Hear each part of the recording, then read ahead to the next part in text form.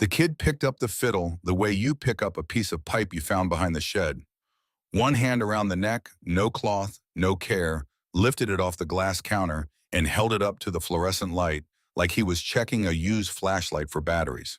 Clarence Elwood Holt stood on the other side of the counter and said nothing. He had driven 23 minutes to get here. He had parked in the handicap space because his left knee had been giving him trouble since September, and the lot at Lone Star Pond was cracked asphalt with ruts deep enough to turn an ankle. He had carried the fiddle in both hands the way his grandmother had carried it, the way he had carried it every time he moved it from the shelf in the back bedroom to anywhere else in the house. He had set it on the counter with both hands and stepped back. The kid behind the counter was 24 years old at the most.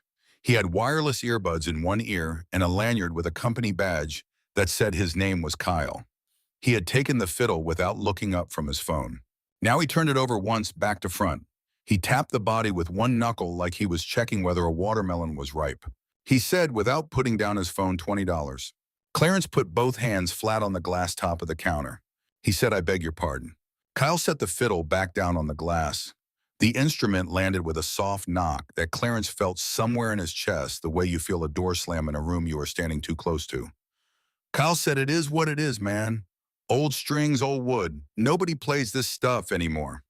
I could maybe do 25, but I would be doing you a favor." Clarence looked at the fiddle lying on the counter. The body was dark with age, almost black. In the grain near the tailpiece, with the amber-brown warmth of old varnish still visible where the light hit it at the right angle. Two strings were broken, the ends curling up from the bridge like question marks. The bow was gone, lost decades before Clarence had inherited the instrument from his uncle in 1991. The case it had come in was long since disintegrated, and Clarence had been keeping it wrapped in a piece of old quilt fabric in a shoebox on the shelf of the back bedroom closet, the same shelf where Ida May had kept her church hats. Ida May had been dead 4 years. He said, "My great-grandfather played this instrument." Kyle said, "I get it. It is sentimental, but sentimental does not move product, you know what I mean."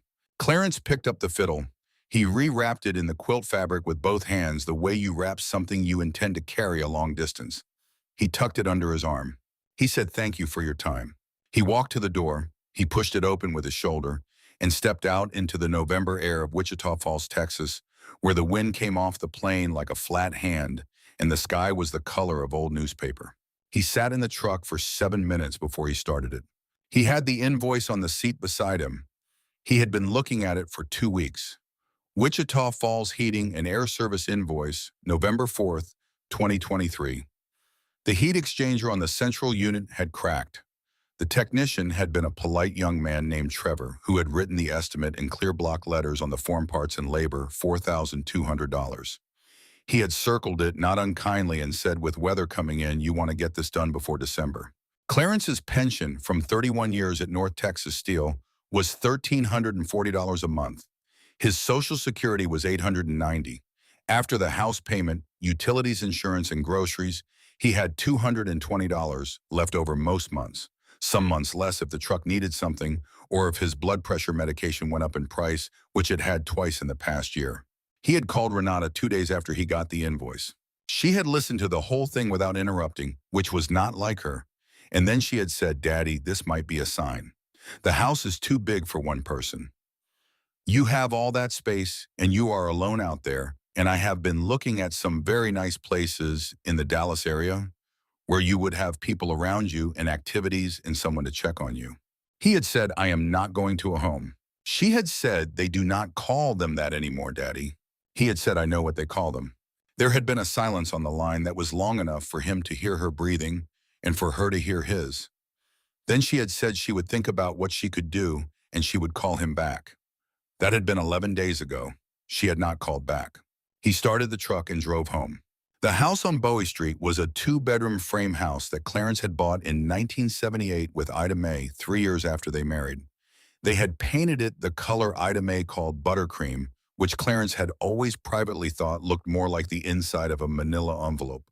But he had never said so because she was right about most things involving color, and he was right about almost nothing. The paint had faded and needed to be redone. He knew this.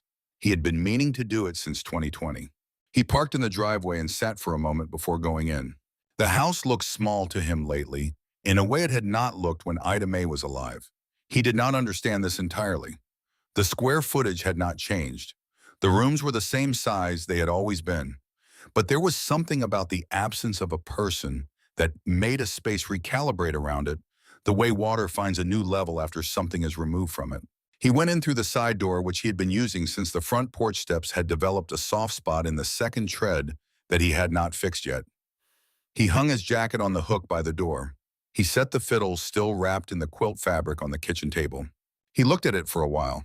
The fiddle had come to him from his uncle Titus Holt, who had kept it wrapped in newspaper in a cedar chest for 30 years before giving it to Clarence at a family reunion in 1991 in Waco, when Titus was 81 and knew he was running out of time to settle things.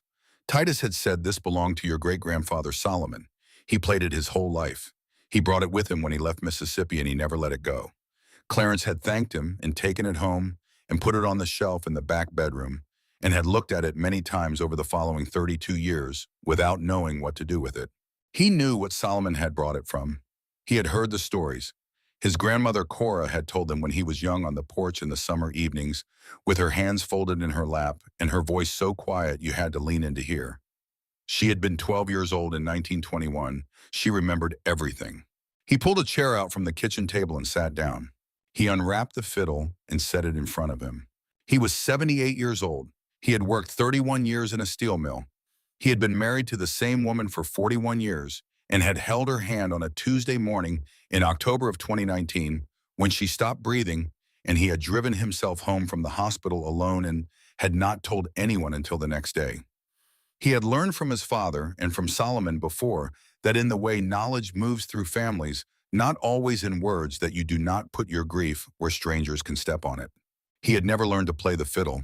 He had never tried. There was something about it that felt like it required a permission he had never known how to ask for. He put his hand flat on the body of the instrument. The wood was warm from being in the truck. Under his palm, he could feel the grain, the faint roughness of the old varnish, the slight depression where decades of use had worn the finish thinner near the upper bout.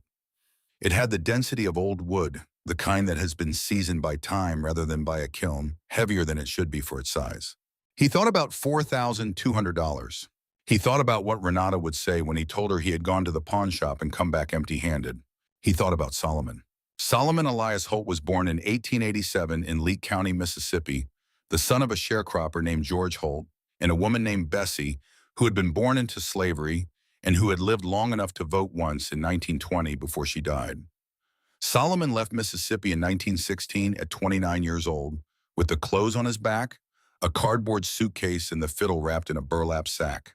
He went north and then west the way men did in those years, following the sound of something better stopping where the work was moving on when it ended. He found Greenwood in 1918. Greenwood was a neighborhood on the north side of Tulsa, Oklahoma. It ran along Greenwood Avenue from Archer Street, north, a district of black-owned businesses, churches, schools, law offices, and hotels, so prosperous and self-contained that outsiders had begun to call it the Black Wall Street. The Stratford Hotel was 6 stories and had 65 rooms. There were 2 newspapers, a dozen grocery stores, a law library, a hospital, a school system, and dozens of professional offices.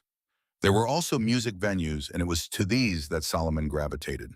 He played fiddle at the Dixie Theater and at private parties in the Stratford Hotel ballroom. He was not famous, but he was known. His name was in the Tulsa Star in January of 1920 in a listing for a New Year's dance at the Williams Building, third name on the bill. He had a room on Greenwood Avenue, a regular income, and for the first time in his life, the sense of something that might last. In May of 1921, it ended. Clarence had not been in Greenwood. He had not been alive. He knew the story only through what his grandmother Cora had told him and through what he had read in the years since, when the story finally began to be told in full after decades of silence so thorough it had almost become erasure. He knew that on the night of May 31st and the morning of June 1st, a white mob had burned Greenwood to the ground. 35 blocks, 1,200 homes, hundreds of businesses, the hospital, the schools, the library. The Stratford Hotel, the Williams Building where Solomon's name had appeared in the paper. He knew that Solomon had left before the fires reached his block, carrying the fiddle wrapped in the burlap sack, walking north in the dark, and that he had never gone back. He knew that Solomon had never talked about it. Not to his wife, not to his children. The only person he had talked to was Cora, his eldest daughter, once when she was grown in a conversation she had not repeated in full to anyone while Solomon was alive. Clarence sat at the kitchen table in the buttercream house on Bowie Street and looked at the fiddle. He needed $4,200. He had $220 in his checking account and $1,840 in a savings account he had been adding to and taking from since 1989. He had a truck with 140,000 miles on it and a house that needed the porch steps fixed and the paint redone and now a new heat exchanger. He picked up his phone and called his old friend Darnell Okafor, who had worked beside him at North Texas Steel for 22 years and who was the only person Clarence talked to most days other than the woman at the pharmacy and the pastor at Greater Zion Baptist. Darnell said, "How did it go?" Clarence said $20.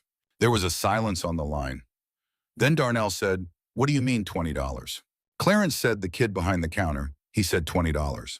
Darnell made a sound that was not quite a word. Clarence said, "I brought it back home." Darnell was quiet for a moment.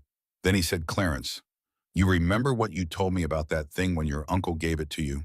You told me your grandmother said Solomon played it in Greenwood. You told me he carried it out when everything burned. You think a piece of wood that survived all that is worth $20. Clarence did not say anything. Darnell said, "There is a place. My nephew took a guitar there last year, a vintage piece, and the man there is legitimate. He knows instruments. His name is Marcus Webb, and he runs the folk instrument program at the museum in Fort Worth. You want his number?" Clarence looked at the fiddle. He said, "Give me the number." He drove to Fort Worth on a Thursday morning. He had wrapped the fiddle in the quilt fabric again and then set it inside a canvas grocery bag with 2 dish towels around it for padding.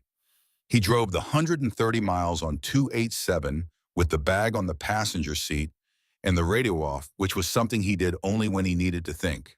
The Fort Worth Museum of Music and Culture was a smaller institution on the south end of the cultural district, housed in a converted 1940s building with a parking lot that had been repaved recently enough that the lines were still bright. Clarence had called ahead. Webb's assistant had given him a Thursday at 10. He found parking and sat for a moment. He had put on his good clothes. Dark slacks, a white button-down, the sport coat Ida Mae had bought him for their daughter's college graduation in 2004. He had shined his shoes that morning for the first time in months, sitting at the kitchen table with the tin of polish and the horsehair brush his father had given him. The ritual of it had felt important in a way he could not have explained. He got out of the car and carried the canvas bag inside. The receptionist directed him to the 3rd floor. He took the stairs slowly, his left knee complaining on the 2nd landing, and found Dr. Webb's office at the end of a hallway lined with framed photographs of musicians. He recognized some of the faces. Robert Johnson, Sister Rosetta Tharpe, others he did not know. Dr. Marcus Webb was 58 years old. He was a large man, broad-shouldered with close-cropped gray hair and the careful, measured movements of someone who spent his working life around objects that could not be replaced. He wore a dark blazer over a white shirt and had half glasses pushed up on his forehead. He shook Clarence's hand with both of his and gestured to the chair across from his desk. He said, "Darnell tells me you have something interesting." Clarence said, "I do not know what I have. That is why I'm here." He set the canvas bag on the desk and carefully removed the dish towels and then the quilt fabric and laid the fiddle on the surface between them. Webb did not touch it immediately. He looked at it for a long moment, the way a man looks at something when he is not yet deciding anything, just receiving. He leaned forward slightly. He put his glasses on. He turned on the small desk lamp and angled it toward the instrument. He said, "How old do you think it is?" Clarence said, "I do not know for certain. My great-grandfather had it his whole life, and he was born in 1887. He brought it with him when he left Mississippi around 1916. Webb said, "Do you know where he acquired it?" Clarence said he did not. Webb said, "May I?" Clarence said yes. Webb went to a cabinet behind his desk and removed a pair of white cotton gloves, a jeweler's loop, and a small LED pen light. He put on the gloves and picked up the fiddle with both hands the way Clarence had always carried it, and Clarence felt something move in his chest at the sight of it. Webb turned the instrument slowly in the light. He examined the scroll at the top of the peg box. He looked at the tuning pegs, which were ebony fitted with precision into their holes. He turned the fiddle over and examined the back, running one gloved finger along the edge binding. He held the pen light at a low angle and looked at the varnish. He said, "This is not a student instrument." Clarence said no. Webb said the varnish quality. The scrollwork, the binding, this was made by someone who knew what they were doing. He turned it back over and looked at the F-holes, the two curving openings cut into the face of the instrument. He brought the loop to his eye and looked through one of the F-holes into the interior of the body. He was very still for about 30 seconds. Then he said, "Mr. Holt, do you know the name J.H. Buckby?" Clarence said no. Webb lowered the loop. He looked at Clarence over the top of his half-glasses. He said John Howard Buckby was a New York instrument maker active from the 1880s through the early 1900s. He made stringed instruments primarily for the working musician market, but he also did a small number of custom commissions. He paused in the way that a man pauses when he is deciding how much to say at once. He said there is a label inside this instrument, barely legible, but it reads Buckby, New York, approximately 1895. Clarence put his hands on the arms of the chair.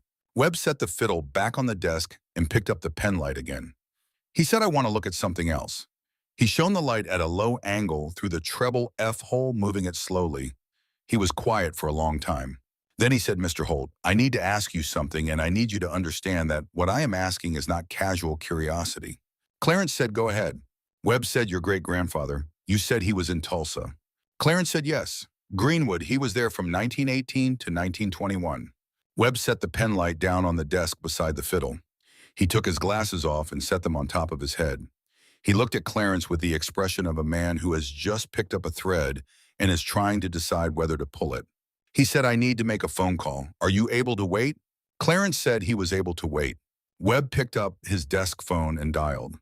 While it rang, he stood up and moved to the window, and Clarence could see his reflection in the glass, the broad shoulders, the gray hair, the white cotton gloves still on his hands. Someone answered. Webb said, "It is Marcus. I need you to pull the Greenwood commission file. The Buckby Customs 1919. He listened. He said, "Yes, all of them. And bring me the registry." He hung up and turned back to the room. He said, "Mr. Holt, what I am about to tell you may take a little while to explain properly. Do you have somewhere you need to be?" Clarence looked at the fiddle lying on the desk between them. He thought about the invoice on the seat of his truck. He thought about the heat exchanger. He thought about the $20 Kyle had offered him that morning 11 days ago, the way the instrument had landed on the glass counter with that soft knock, the way the kid had not looked up from his phone. He said, "I have nowhere I need to be." The assistant arrived 12 minutes later. She was a young woman who carried a flat archival box in a binder with a blue cover and who sat both on the edge of Webb's desk with the careful deliberateness of someone who had been trained to treat paper with the same respect you give glass. She glanced at Clarence and at the fiddle and then left without being asked. Webb opened the binder. He said in 1919, a Greenwood businessman named Amos Williams commissioned a small number of instruments from the Buckby workshop in New York. Williams ran the Williams building on Greenwood Avenue, which included a ballroom and a performance venue on the upper floors. He wanted instruments of professional quality for the musicians who worked his events regularly. He ordered 12 pieces, 10 fiddles, and 2 mandolins. He said, and then he paused again. He said, "We know of 3 surviving instruments from that commission. There is one at the Smithsonian, there is one at a private collection in Chicago, there is one on permanent loan to the Greenwood Cultural Center in Tulsa." He looked at the fiddle. He said there should be a 4th. Clarence said nothing. Webb opened the archival box. Inside, in a clear plastic sleeve, was a single sheet of paper, a photocopy of what appeared to be a handwritten list. The writing faded to pale brown, the paper clearly very old. Webb put his glasses back on and leaned over it. He said, "This is a copy of the original commission register. It was recovered from the Williams Building records, which survived only because a clerk had taken a ledger home the week before the massacre." He ran his finger down the list. He stopped. He said, "Instrument number 8 of the 12. Buckby, New York treble fiddle, ebony fittings, custom scroll." He looked up. Delivered to the Williams Building, Greenwood Avenue, Tulsa, Oklahoma, March 1919. Received and signed for by a musician on the regular roster. He turned the binder so that Clarence could see the page. The name on the line in old ink, gone to brown, was S. Holt. The room was quiet. Outside the window, a car passed on the street below. Clarence could hear it, the ordinary sound of it, and it seemed very far away. He said, "Solomon." Webb said yes. Clarence put his hands flat on his thighs. He looked at the name on the list. It was a handwriting he recognized, the same spare, deliberate strokes he had seen on the church programs, and the old receipts from Leake County that had somehow survived in a shoebox in his Uncle Titus's house in Waco, the handwriting he had looked at since childhood without fully understanding what it represented. He said he signed for it himself. Webb said he did, in March of 1919, 2 years before the massacre. He had it for 2 years and then he carried it out. Clarence was quiet for a moment. He said, "My grandmother told me he walked north in the dark. She said he wrapped it in a burlap sack and walked and did not stop until he was clear of the smoke." Webb said very carefully, "There are accounts of that night from survivors. Most of them described the same thing. They took what they could carry. What they could not carry, they left." He was quiet for a moment. Then he said, "The fact that this instrument survived is not a small thing, Mr. Holt." Clarence looked at the fiddle lying on the desk. The dark wood, the two broken strings curling up from the bridge, the varnish warm in the light from the desk lamp. He had looked at it his whole life without knowing what it was. He had put it on a shelf in the back bedroom and let it sit because he had not known what permission he needed to approach it properly. He thought about Solomon walking north in the dark with the smoke behind him. He understood now what kind of weight that walk must have carried. Not the weight of the instrument, but the other kind of weight. The kind that stays in the body and does not leave. He said, "What is it worth?" Webb put his glasses back on and opened a second document in the binder. He said, "I want to be careful about this because a proper appraisal requires documentation I do not have in full yet. But I can tell you what comparable instruments have sold for." He turned a page. "The Smithsonian piece is not for sale and has never been appraised for market value. The Chicago collection piece was valued in a 2019 estate appraisal." He turned the binder to show Clarence the page. Clarence looked at the number. He said, "That says $280,000. Webb said yes, for an instrument in similar condition with slightly less complete provenance documentation. He looked at Clarence. "Yours has stronger provenance. The commission register, the direct line of custody from Solomon to you. If the additional detail I am looking for confirms what I think it will, I believe a proper appraisal would come in higher." He paused. "Significantly higher." Clarence sat very still. He thought about $4,200. He thought about the heat exchanger. He thought about Renata saying it might be a sign. He thought about Kyle and his wireless earbud and the sound the fiddle had made when it hit the glass counter. He said, "What additional detail?" Webb picked up the pen light again. He said, "There is something I saw when I first looked through the F-hole that I have not mentioned yet. I wanted to confirm the commission register first." He angled the light again and looked through the treble F-hole with the loop moving very slowly. He was quiet for almost a minute. Then he said, "Mr. Holt, I need you to look at something." He handed Clarence the loop and the pen light and turned the fiddle so the F-hole was facing him. He said, "Hold the light at a low angle, almost parallel to the face, and look through the opening. Take your time." Clarence put the loop to his eye and positioned the pen light the way Webb had shown him. He looked through the F-hole into the dark interior of the instrument. At first he saw only shadow. Then as the angle of the light shifted, letters appeared on the inside surface of the back plate. Small letters not printed, but carved, cut into the wood with something fine-pointed, a knife, or a gouge, the cuts shallow and precise, filled with the accumulated varnish and dust of 100 years. He read them slowly. "Solomon Holt Greenwood, 1919. He lowered the loop. He sat very still for a long time. Webb said quietly he put his name in it. Clarence said yes. Webb said it was not uncommon for musicians of that era to mark their instruments this way. It was a form of ownership that survived beyond any document. He looked at Clarence. He knew this instrument had value. He knew what Greenwood was. He was marking it for whoever came after. Clarence put the loop and pen light on the desk. He looked at the fiddle. His great-grandfather had cut those letters into the wood of this instrument in 1919, 2 years before everything he had built was burned to the ground, and then he had carried it out of the fire and kept it for 40 years more. And then it had passed to his daughter and to her son and to Clarence, and it had sat on a shelf in a back bedroom in Wichita Falls for 32 years, while Clarence did not know what permission he needed to approach it. He understood now. The permission had always been there. It was cut into the wood. Webb spent the rest of the morning on the phone. He called the Greenwood Cultural Center in Tulsa and spoke to a woman there for 20 minutes. He called a colleague at the Smithsonian. He called a specialist in historical American folk instruments at a university in Nashville, whose name Clarence did not catch. He made notes in a precise small hand on a yellow legal pad. He pulled documents from the archival box and laid them on the desk and referred to them. Clarence sat in the chair across the desk and waited. Webb's assistant brought him coffee without being asked, black in a ceramic mug, and set a small tray with sugar and cream beside it. He did not add anything to the coffee. He drank it and looked at the fiddle and listened to Webb's half of the conversations without trying to interpret them. At noon, Webb looked at Clarence and said, "Can I offer you lunch, Mr. Holt? This is going to take a little while longer, and I do not want to keep you without feeding you." Clarence said, "That is very kind." They ate at the desk, the fiddle between them on its square of quilt fabric. Webb ate quickly and methodically, the way men eat when they are thinking about something else. Clarence ate slowly. He was not especially hungry, but he recognized that he needed to eat. Webb said between bites, "Do you know much about what happened to Solomon after 1921? Clarence said some. He left Tulsa and went east, first to Arkansas. He found work as a field hand, then as a carpenter. He met my great-grandmother in 1924 in Little Rock, a woman named Ruth. They married and had 5 children. The youngest was my grandmother, Cora. He settled in Mississippi, finally outside of Jackson. He worked as a carpenter and played music on weekends at church and at parties until he was too old to do either. He died in 1961 at the age of 74. Webb said, "Did he ever play publicly after Tulsa?" Clarence considered this. He said, "Not professionally, as far as I know. My grandmother said he played at church. She said he played at home on the porch on summer evenings. But she never mentioned him playing for money again after they settled in Mississippi. She said he had put that part of his life behind him."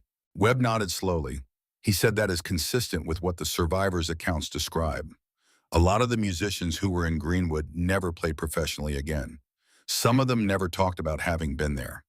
The community had built something extraordinary, and then it was destroyed in 36 hours, and the people who survived had to decide what to carry forward and what to put down. He paused. He said the fact that he kept the fiddle is significant. Clarence said, "My grandmother said the only time he talked about Greenwood near the end of his life, he told her the fiddle was the only thing he had taken that he did not regret." Webb looked at the instrument. He said, "That is a remarkable thing to say." Clarence said she said he told her to never sell it and to never let it be forgotten. He said, and she kept it, and then she gave it to her son Titus, and Titus kept it, and then he gave it to me, and I have kept it. He looked at the desk. He said, "I almost sold it this morning for $20. Webb said, "But you did not." Clarence said no. Webb said, "Why not?" Clarence thought about this. He thought about the sound the fiddle had made when Kyle set it on the glass counter. He thought about standing at the door of the pawn shop and picking it up and rewrapping it. He said something in me would not let it go. Webb set down his cup and picked up his legal pad. He said, "Mr. Holt, I want to walk you through what I believe the complete picture looks like based on what we have confirmed today and what I expect additional documentation will confirm." He said, "You have a Buck B custom commission instrument from 1895 in documented original condition. You have commission registry confirmation placing it at the Williams Building in Greenwood in 1919. You have a continuous family chain of custody from Solomon Holt to you. You have a first-person inscription inside the instrument in Solomon's name consistent with period practice, which constitutes a physical signature." He said the instrument from the 2019 Chicago estate, which I mentioned earlier, sold at private auction in 2021 for $315,000. It lacked the provenance depth yours has. He looked at Clarence. "I believe a formal appraisal of your instrument with the full documentation would put it at between $340,000 and $380,000. The room was quiet. Clarence said $340,000. Webb said at the low end, yes. Clarence looked at his hands in his lap. He thought about the invoice on the seat of his truck. Parts and labor, $4,200. He thought about the savings account with $1,840 in it. He thought about Renata saying it might be a sign. He thought about Solomon walking north in the dark with the smoke behind him, the fiddle wrapped in a burlap sack, placing each step in the dark because he could not see the ground. He thought about the letters cut into the inside of the wood, small and precise and permanent. A man putting his name on something because he knew with the certainty of a man who had already lost everything once that the world could burn the buildings, but it could not burn what he had marked. He said, "What do I do now?" Webb said, "I can connect you with an appraiser I trust completely. The process will take 2 to 3 weeks. I would also like to contact the Greenwood Cultural Center with your permission, because they have been trying to complete the record of the Williams Commission instruments for years, and this would be significant to them. And I would suggest you speak with an estate attorney about the best way to handle an asset of this value. He looked at Clarence. He said, you do not have to make any decisions today. Nothing about this is urgent. What matters is that the instrument is documented and safe. Clarence looked at the fiddle. He said, there is something I need to show you. He reached into the pocket of his sport coat and removed a folded piece of paper. He unfolded it on the desk. It was old, not as old as the commission register, but old, the paper soft with handling, the fold lines deep and permanent. The ink faded to the gray-brown of old things kept in closed spaces. He said, I found this 3 days ago. I was looking for something in the back of the closet shelf where I keep the fiddle, and I found it in the shoebox behind the quilt fabric. I do not know how long it has been there. I do not know if Titus put it there or if it was there before him. Webb looked at the paper. It was a letter, one page handwritten in a deliberate, careful script, the letters large and slightly unsteady, the writing of a man whose hands had gotten stiff with age. Clarence said it is dated 1958. Solomon would have been 71. Webb said, may I? Clarence nodded. Webb picked up the letter with both hands, the white cotton gloves still on. He read it slowly. When he finished, he set it down on the desk and was quiet for a moment. He said, do you know what this says? Clarence said, I have read it many times in the past 3 days. Yes. Webb said he knew. Clarence said, yes, he knew. The letter was 7 sentences long. It said, I am writing this for whoever finds it because I will not be here to say it myself. I carried this fiddle out of Greenwood the night they burned it. I have never spoken of what I saw, and I will not speak of it now. But I am leaving this instrument because it remembers what I cannot say. It was made by skilled hands for a people who built something real and beautiful, and the world burned it because that is what the world does to beautiful things built by people it fears. Do not sell it for what it looks like. Sell it for what it knows. S. Holt, 1958. Clarence folded his hands on the desk. He said he wrote that 3 years before he died. He was 71 years old. He put it in the box with the instrument, and he closed the box, and he waited for someone to find it. Webb said quietly he was waiting for you. Clarence looked at the fiddle on the desk and at the letter beside it and at the photograph of Solomon's signature on the commission register page. He thought about the 3 years between 1958 and 1961 when Solomon had been alive with that letter written and sealed in the box. He thought about what it was like to write something and close it away, knowing that you would be gone before it was found. He thought about the faith that required, not faith in the abstract, but faith in a specific chain of human hands. He thought about Titus keeping the box for 30 years without opening it. He thought about himself keeping it on the shelf for 32 more years without thinking to look inside. He thought about Ida May and her church hats on the same shelf for 40 years and how she had never mentioned the box or the fiddle in any way that suggested she knew. He wondered if she had known. He thought she might have. She had always known more than she said about the things that mattered in a house. He said, Dr. Webb, what do you believe this instrument represents beyond the appraisal value? Webb was quiet for a moment. He said, I think it represents the fact that Greenwood was real. He said for a long time, this country treated what happened in 1921 as something to be explained away or minimized or simply not taught. He said every physical object that survived that night and can be documented is evidence against that erasure. It is proof that there was something there worth burning. He looked at Clarence. He said the people who burned Greenwood wanted nothing to remain. Solomon walked out with this fiddle and kept it for 40 years and wrote a letter and trusted it to his family. He said, I think that is one of the most deliberate acts of resistance I have encountered in 30 years of working with historical objects. Clarence sat with that for a while. Then he said, I need to make a decision about what to do with it. Webb said, you have time. Clarence said, I know, but I have been thinking about it since Saturday when I found the letter. He said, I am not a young man. I have a daughter in Dallas who thought the right solution to my furnace problem was to put me in an assisted living facility. I have a truck with 140,000 miles on it and a house that needs work. He said, if I sell this at appraisal value, I will have more money than I have ever had in my life, and I will never worry about the furnace or the truck or the house again. Webb said, that is true. Clarence said, and that is part of what I need to decide. Whether solving my problems with this money is the right thing to do, or whether what Solomon intended by keeping it is something different. Webb said, "What do you think he intended?" Clarence looked at the letter on the desk. He said, do not sell it for what it looks like. Sell it for what it knows." He paused. He said, "I think that means the value is not in the money. The value is in what gets done with it." He said, "Solomon did not keep this for 70 years so that I could fix my furnace. He kept it because he knew one day the world would be ready to hear what it was saying." He picked up the letter and folded it carefully along the original crease lines. He said, "I think what I need to do is figure out what hearing it properly actually means." On the drive back to Wichita Falls that evening, the sun ahead of him low and red over the plain, Clarence kept both hands on the wheel and the radio off and thought about Solomon at 29 years old leaving Mississippi with a cardboard suitcase and a fiddle wrapped in a burlap sack. He thought about what it took to walk towards something when you had been given every reason to believe that the things you built could be taken from you at any time.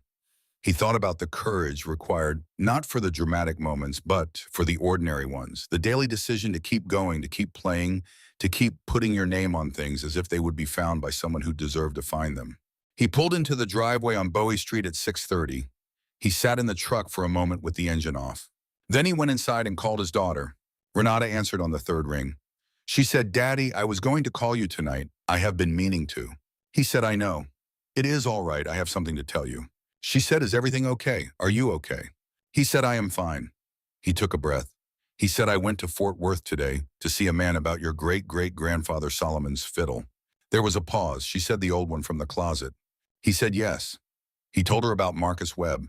He told her about the commission register. He told her about the Buckbee label and the Greenwood connection and the inscription cut into the inside of the wood. He told her about the letter Solomon had written in 1958. Renata was quiet for a long time.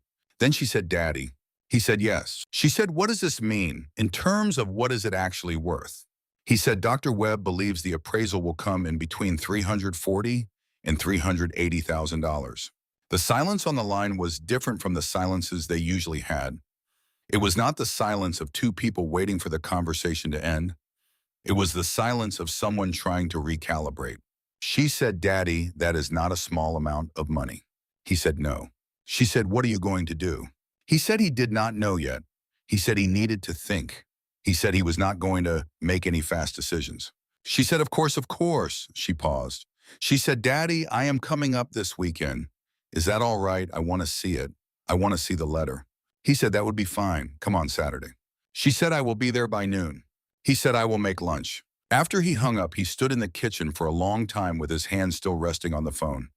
He thought about Renata as a girl sitting on Ida Mae's lap in this same kitchen, while Solomon's fiddle sat on the shelf in the back bedroom, and nobody went in to look at it. He thought about all the Saturdays he had walked past that shelf. He went to the back bedroom and got the fiddle. He carried it to the kitchen table and unwrapped it and set it in front of him the way he had that morning before he had driven to the pawn shop. The instrument looked different to him now, not because anything about it had changed, but because he had changed. He knew its name now. He knew where it had been. He put his hand flat on the body and sat with it for a while in the quiet house. Outside, the November wind moved through the neighbor's oak tree with a dry rustling sound, and the street light on Bowie Street came on at its usual time, the same way it had for 20 years, reliable as any small thing can be in a life that has seen its share of unreliable ones. He thought about Ida Mae. He thought about the particular quality of her silence on the evenings when she was thinking about something real. She had a way of going very still when she was figuring something out. The way some women go still, not withdrawn, but gathered all of herself, assembled and directed at one point. He had learned over 41 years to read that stillness and to leave it alone until it was ready to become words. He wished she were here now. He knew what she would say. She would say, "Clarence, you have been carrying this without knowing what you were carrying." She would say, "Now you know." She would say, "So, what are you going to do about it?" He could hear her voice saying it, the particular cadence of it, the way she put emphasis at the end of a question rather than the middle, the way that had always made him feel that the answer was already there, and she was just pointing toward it. He looked at the fiddle. He thought he was starting to understand what the answer was. The formal appraisal took 3 weeks. Dr. Webb connected Clarence with an appraiser named Theodore Gaines, a 64-year-old man from Nashville with 30 years of experience in historical American stringed instruments who drove to Wichita Falls on a Tuesday in early December with a case of equipment and a laptop, and spent 4 hours with the fiddle in Clarence's kitchen. He was a compact, deliberate man with ink stains on his right hand and the unhurried manner of someone who had learned long ago that accuracy and speed were not the same thing. He set up his equipment on the kitchen table without asking where anything should go, as if he had done this in 1,000 different kitchens in 1,000 different towns, which he probably had. He used a UV light to examine the varnish for repairs or refinishing. He used a fiber optic scope, a thin flexible wand with a light at the end, to look into the interior of the instrument with more precision than the pen light had allowed. He used a handheld spectrometer to analyze the composition of the varnish itself, comparing it against a database of period-appropriate materials. He photographed every surface from multiple angles with a camera mounted on a small, articulated arm. He consulted 3 separate databases on his laptop, cross-referencing construction details against documented Buckby instruments from the same period. He spoke less in 4 hours than most people speak in 10 minutes. Clarence sat across from him and drank coffee and watched and did not ask questions. He had learned at the steel mill that the men who were best at what they did preferred to work without commentary, and that the correct response to expertise was patience. At the end, Gaines pushed back from the kitchen table and looked at his notes. He said, "Mr. Holt, I have been in this field for 30 years. I have seen perhaps 7 or 8 instruments in my career that had this level of convergence between material quality, historical provenance, and documented cultural significance." He said, "The Buckby construction is confirmed. The commission registry match is confirmed. The inscription is consistent with period practice and confirmed as hand-cut, consistent with both the period and the handwriting documented in the registry signature. The letter has been photographed and will be included in the provenance record as a primary source document." He looked at Clarence. He said, "My appraisal is $365,000. Clarence sat with this. $365,000 for a fiddle that a 24-year-old kid behind a pawnshop counter had offered $20 for not 5 weeks earlier. $365,000 for the piece of wood that had sat in a shoebox on a closet shelf for 32 years. $365,000 for what Solomon had carried out of Greenwood, wrapped in a burlap sack on the night of May 31st, 1921, walking north in the dark with the smoke rising behind him. He thought about the word value and what it meant. He had spent his whole life in environments where value was understood as a fixed thing, where a piece of steel had a price and a day's work had a wage, and a house in Wichita Falls had an assessed amount that changed with the market. He had never thought much about the other kind of value, the kind that existed outside markets and appraisals, and the things that got written in ledgers. He said, "Thank you, Mr. Gaines." Gaines said, "I have one more thing." He reached into his case and removed a photograph in a clear plastic sleeve. He said, "Dr. Webb sent me this. It came from the Greenwood Cultural Center archive last week." He set the photograph on the table. It was a black and white photograph, grainy with age, but clear enough. It showed a group of men standing in front of a building. The building had a sign above the door that said Williams Building, and the men were dressed in their good clothes, standing in a line with the formality of men who knew they were being photographed for a reason. 4 of them were holding instruments. One held what was unmistakably a fiddle at his side, the neck in his left hand, the body hanging down. The man holding the fiddle was a slender man in his early 30s.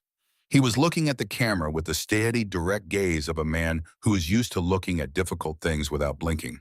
On the back of the photograph in penciled caption, it said, "Williams Building Musicians, Greenwood Avenue, Tulsa, Oklahoma, April 1920. Left to right, J. Coleman R. Dupree, S. Holt W. Morris." Clarence put his finger on the man in the 3rd position. He said, "That is him." Gaines said yes. Dr. Webb confirmed it matches the commission registry listing. Clarence looked at the photograph for a long time. He looked at Solomon's face. He looked at the fiddle hanging at his side, the same fiddle that was now on the kitchen table in Wichita Falls.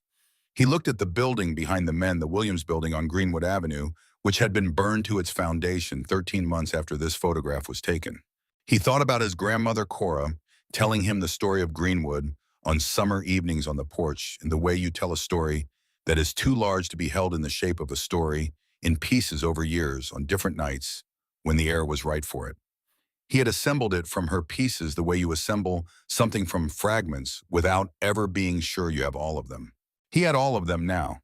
He looked at Solomon's face in the photograph, the directness of the gaze, the slight upward angle of the chin, that could have been pride or could have been simply the habit of a man who had learned to stand straight in a world that gave him every reason not to. He thought, I see you. It was the first time in his life he had thought that about his great-grandfather and meant it fully. Renata arrived on Saturday at noon the way she said she would. She came in through the side door and stopped just inside the kitchen and looked at the fiddle on the table and the photograph beside it in its plastic sleeve and the letter beside that, and she did not say anything for a long time. Then she sat down in the chair across from her father and looked at him. She said, Daddy, I owe you an apology. He said, no, you do not. She said, I do. I told you the house was too big. I told you it might be a sign. I was not listening. I was solving a problem I thought was yours without asking you what the problem actually was. She said, I do that. I know I do that. He said, you learned it from your mother. She looked at him. He could see Ida Mae in her face around the eyes and the way she tilted her head when she was considering something. She said, that is not a compliment. He said it was not meant as one. He said it with a small smile, and she understood it the way Ida Mae would have understood it, which was as what it was, a man telling his daughter that she was more like her mother than she knew, which was the highest thing he knew how to say. She picked up the photograph in its sleeve and looked at it for a long time. She looked at Solomon's face. Then she set it down very carefully on the table. She said, he looks like you. Clarence said, I know, she said around the eyes. He said, your grandmother, Cora, used to say that too. She was quiet for a moment. Then she said, what are you going to do with it? With the money. He said, I have been thinking about this for 3 weeks. He had made a list on the yellow legal pad the way he made all his lists. He had written things down and crossed them out and rewritten them in different order. He had talked to Darnell on the phone 4 or 5 times. He had talked to Pastor Elias Brooks at Greater Zion Baptist after Sunday service. He had sat at the kitchen table with the fiddle in front of him on multiple evenings and thought about Solomon and about Ida Mae and about what it meant to receive something that had been waiting for you for 100 years and what the receiving obligated you to do. He said the heat exchanger first. He paused. He said the porch steps and the paint because Ida Mae would be embarrassed about the porch steps and the paint. Renata made a sound that was half laugh and half something else. He said after that, I am going to endow a scholarship. He paused. He said at Booker T. Washington High School in Tulsa, which was the school that was in Greenwood and which survived the massacre and which is still operating. He said Solomon did not get the education he deserved. This is the best way I know to do something about that. He said, I have spoken to an estate attorney and the annual amount will be enough to cover full tuition and fees for 1 student per year. The scholarship will be in Solomon's name. Renata was looking at him with an expression he had not seen on her face in a long time. It was the expression she had worn as a small girl when something happened that was larger than she had expected, not overwhelming, but opening like a door she had not known was there. He said, and I am going to donate the instrument to the Greenwood Cultural Center in Tulsa. Dr. Webb has been in contact with them, and they want it. They have a permanent collection that tells the story of what was there before 1921, and what was lost and what survived. He said this fiddle belongs there. Solomon carried it out of the fire so it would not be lost. The way to honor that is to put it where people can see it and know what it is. Renata said, Daddy, are you sure it is worth? He said, I know what it is worth. She was quiet. He said, I talked to the estate attorney. The donation has tax implications that make financial sense, but that is not why I am doing it. He looked at the photograph on the table. He said Solomon put his name in the wood so it would not be forgotten. The way to not forget it is not to keep it in a shoebox in a closet in Wichita Falls. It is to put it where it belongs. She said, I think that is right. He said, I know it is right. She reached across the table and put her hand over his. She said he would be proud of you. Clarence looked at the photograph. He looked at Solomon's face, the directness of the gaze, the slight upward angle of the chin. He said, I think he was counting on me. 2 weeks before Christmas, Clarence drove to Tulsa. He took 287 north to 40 west to 75 north into the city, the same general direction Solomon had walked out of in the smoke and dark of June 1921. He thought about this as he drove. He thought about the difference between leaving and returning.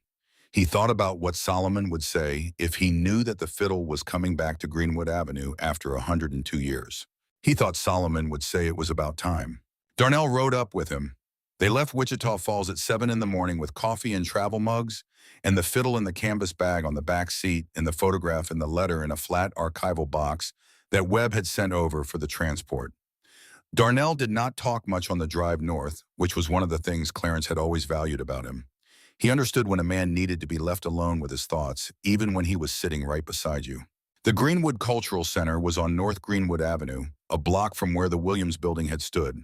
The neighborhood had been rebuilt and rebuilt again over the decades, and what stood there now was not what Solomon had known, but the street itself was the same street, the same geography, the same place on the map, where something extraordinary had been built and something terrible had been done to it, and where people had chosen to return and build again. The director, a woman named Dr. Adeyezi Powell, met him at the door.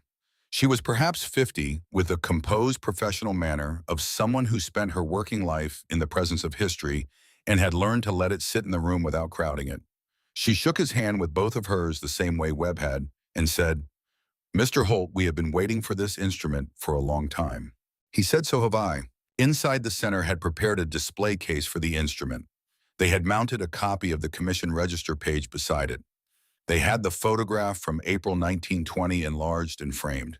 They had a printed card describing the instrument's history and its chain of custody from Solomon through Titus through Clarence, with a photograph of Solomon Holt Greenwood, 1919, cut into the inside of the backplate, reproduced in enlarged form so that visitors could read the inscription clearly.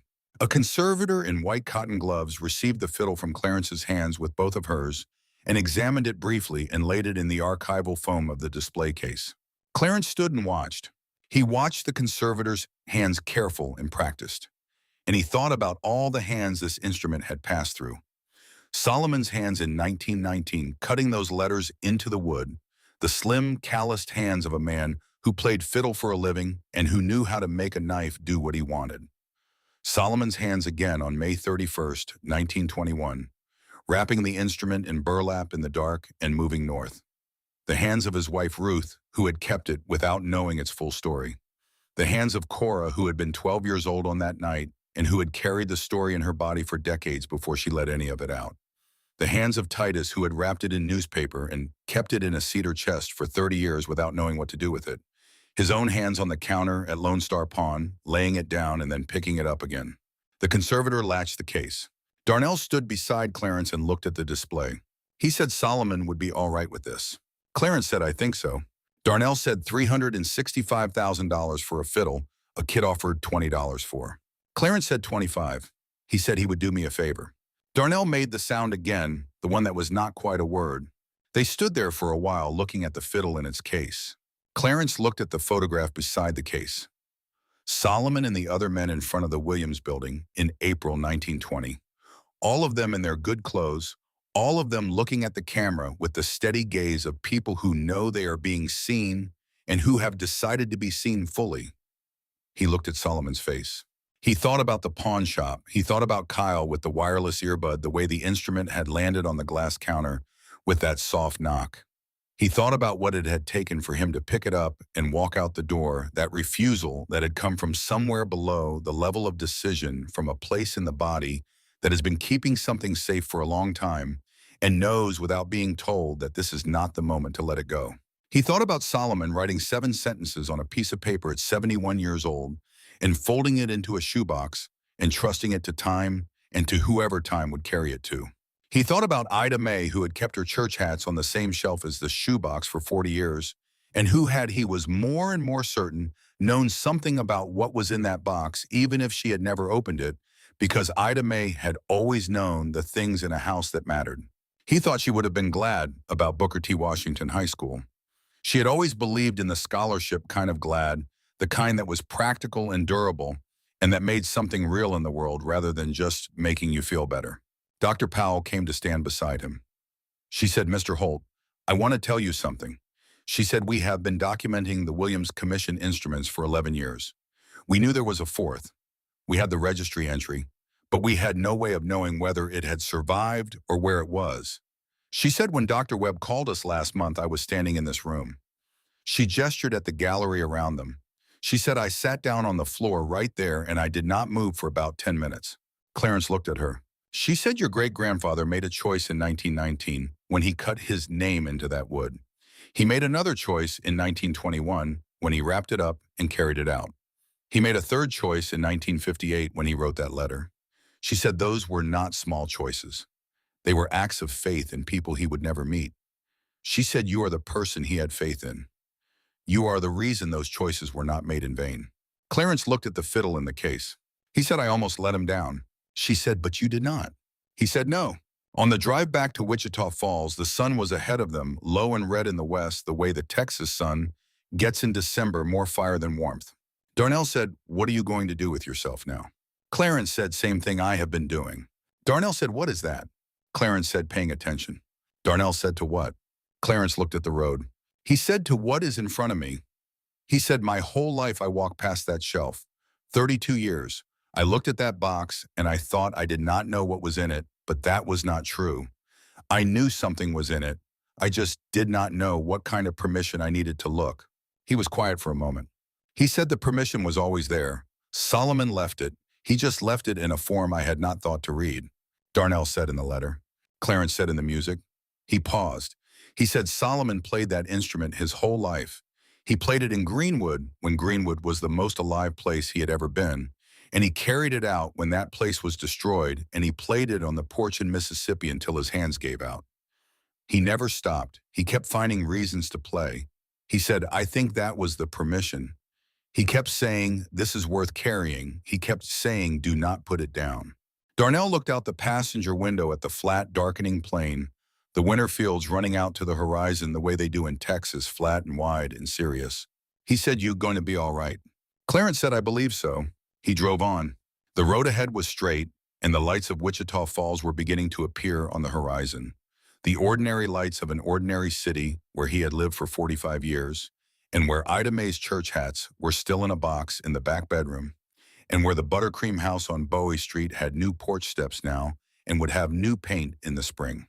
He thought about his grandson Renata's boy Marcus, who was 9 years old and who had come up to Wichita Falls for Thanksgiving, and who had sat at the kitchen table and looked at the photograph of Solomon with the fiddle and said, great-great-granddad looks serious.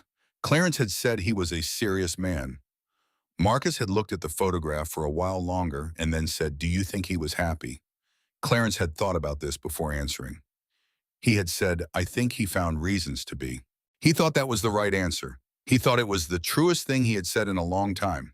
He thought about people who are told their whole lives that what they have is worth nothing and who hold on to it anyway, generation after generation through fire and silence, and the long, ordinary work of surviving in a country that has never quite decided what to do with them until the day someone holds the light at the right angle and the letters appear. And the letters say, I was here. This is real. Do not let it go. He thought about the scholarship in Solomon's name. He thought about some student at Booker T. Washington High School in Tulsa who did not exist yet, who would one day sit in a classroom or a library or a cafeteria and not know that the reason they were there had anything to do with a fiddle in a shoebox in Wichita Falls, Texas, and a man who had walked north in the dark with the smoke behind him and had not let go of the one thing that remembered what he could not say. He thought that was exactly right. He thought that was how it was supposed to work. The gift was not supposed to announce itself. The gift was supposed to just be there, holding the door open the way Solomon had been holding it for 100 years. He passed a truck stop south of Henrietta, and the lights of it lit up the cab for a moment and then fell away behind him, and the road went dark again. And then gradually the lights of Wichita Falls began to separate and clarify on the horizon, house lights and street lights and the steady blinking of the water tower he had been seeing from this road his whole adult life. He thought about Ida Mae. He said it quietly to the dark in the road and the lights ahead, the way you say something you have needed to say for a while and have finally found the right moment for. He said, I found it, Ida. He said, I finally looked. Darnell, who may or may not have been asleep in the passenger seat, did not say anything.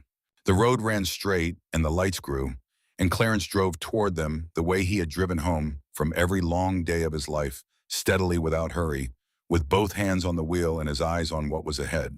If you have something sitting on a shelf that the world told you was worthless, a piece of your family's story that nobody thought to document, a name that the history books left out, take another look. Sometimes the thing everyone looks past is the only thing that will tell you where you actually came from. And if this story meant something to you, hit that subscribe button. And tell me in the comments what you have been holding on to that turned out to matter more than you thought.